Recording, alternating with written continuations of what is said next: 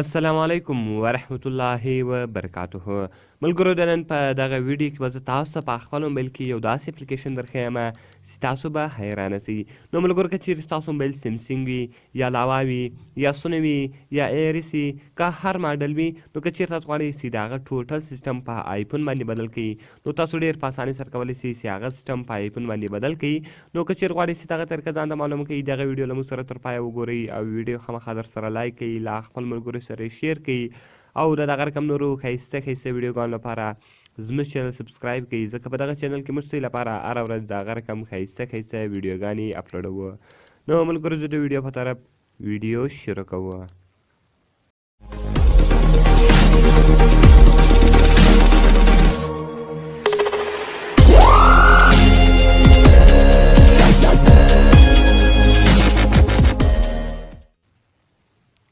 نو ملګرو د دې لپاره به اول هرې تاسو په خپل موبایل کې یو اپلیکیشن را ډاونلوډ کړئ. د دغه اپلیکیشن لینک ما تاسو ته د ویډیو په ډسکرپشن کې درکړې ده.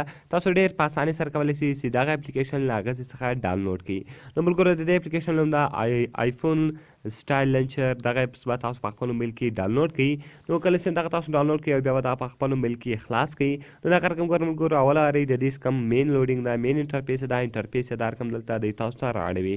نو ګوره ملګرو کوم اپلیکیشنان یعنې کوم پرمیشنان چې دی دلته له تاسو څخه غواړي دغه پرمیشنان به دلته ټول تاسو الاو کړئ.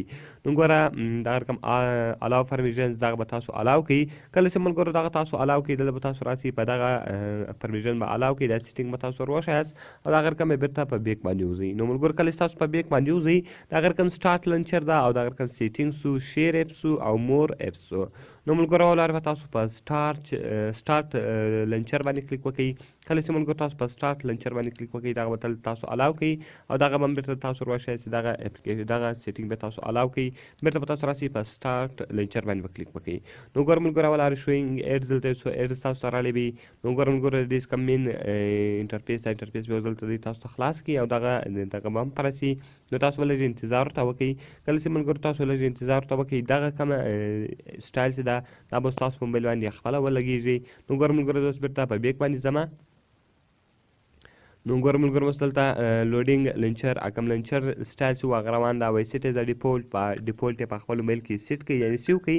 نو دغه رقم دغه تاسو سیو کړئ. کله چې دغه تاسو سیټ از ډیفولټ کړئ او دلته به آیفون سټایل لنچر په دې باندې تاسو کلیک وکړئ او دغه رقم یې سیټ از ډیفولټ کړئ.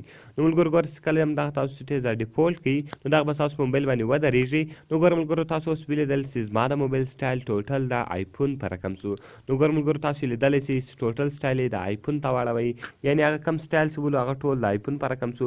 اوس به د هېڅ چا هم تاسو سر نه در خلاصېږي دغه ستاسو سره کوم موبایل ده او تاسې کوم موبایل استعمالوئ. نو ګوره ملګرو دلته له مخه 4G را روان و یعنې جی هلته بیا 4G لیکلي اوس LTE دا په آیفون کې دا سیسټم ده دلته اوس ګوره تاسو ته هغه راړوي. دا رقم ګوره د بیټري پرسنټیج کوم سیسټم چې د هغه یې ور بدل کوي. دا رقم ګوره د ټوټل اپسو کوم دغه سو سیټینګ سو ټوټل بدل سو. نو تاسو اوس لیدلی سئ چې دغه مکمل سیسټم یې د آیفون په رقم ته واړوئ. نو ملګرو که چېرې تاسو غواړئ چې خپل موبایل دا رقم ته ښایسته کړئ نو دغه اپلیکیشن خامخا در سره ډاونلوډ کړئ او که ویډیو خوښ شوي ویډیو در سره لایک کړئ، له خپل ملګرو سره یې شیر کړئ او د دغه رقم نورو ښایسته ښایسته ویډیوګانو لپاره زموږ چینل سبسکرایب کړئ، ځکه په دغه چینل کې موږ ستاسو لپاره هر ورځ د هغه رقم ښایسته ښایسته ویډیوګانې اپلوډوو. نو ملګرو ملاویږو په نورو ښایسته ښایسته ویډیوګانو کې. د خدای په امان.